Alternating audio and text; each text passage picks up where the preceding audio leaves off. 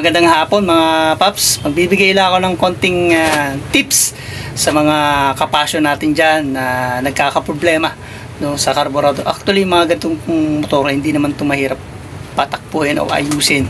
So, depende lang kasi sa mga gumagawa. Okay? So, itong share ko sa inyo ay na-encounter ko siya kanina lang.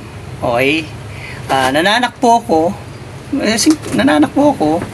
bigla lang namamatay. Tapos start ko ulit. Mag-start naman, mamaya-maya mamamatay na naman. Ganun. Tapos pag napadaan ako sa hams, namamatay. Okay?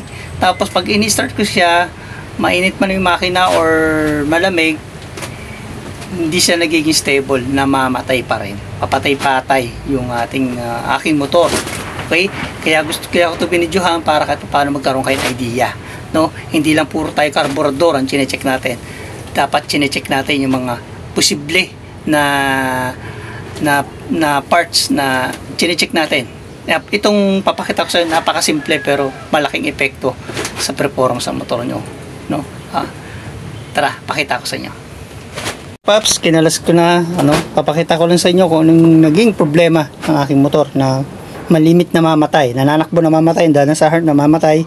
No? At in-start ko, mainit ang makina o malamig na mamatay, so hindi stable, no? So ipakita ko sa inyo kung ano yung dahilan. Start muna natin.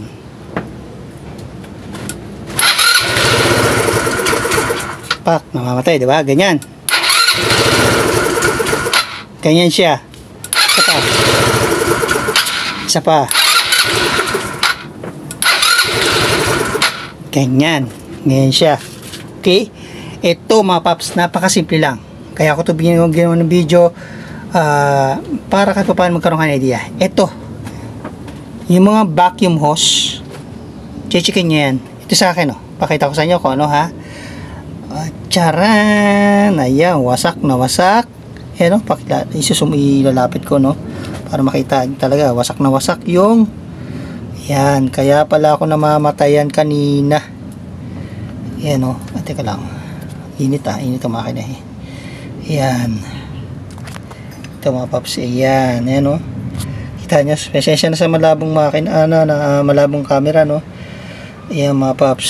Sobrang sumabog yung hose, Isa yan.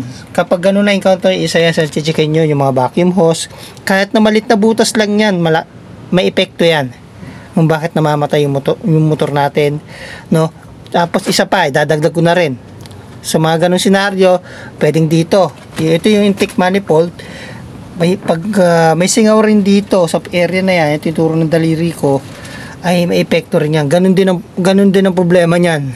Patay-patay din. Tsaka dito sa area na to, ng intake manifold at carburetor, kapag singaw to, area na yan, ay may epekto rin din yan. Namamatay-matay din. Okay? So, papalitan ko lang to para maging okay na tong motor ko. So, ito mga paps, tapos ko nang ayusin yung hose na sumabog yan. Yung pinaka vacuum hose, kailangan checkin nyo, hindi lang puro tayo carburetor. So, kapag na-encounter nyo, checkin nyo yung hose, checkin nyo yung intake manifold. Kapag may mga singaw kasi yung mga part na yan, talagang encounter nyo, papatay-patay yung inyong mga motor. So try natin, naayos ko na siya. So yan, start natin. Diba, stable na. Ito yung checkin nyo rin. Marami kasi mga dahilan kung bakit kakaganon yung ating mga motor. So mas maganda check natin, troubleshoot natin na maigi para hindi tayo nanguhula. Yan, okay na siya. Start ulit natin. Diba? Yun lang mga paps, tips lang naman to para kahit paano magkaroon kayo ng idea, para kahit paano ay magawa nyo rin sa mga motor. Ilang simple tips lang. Bye.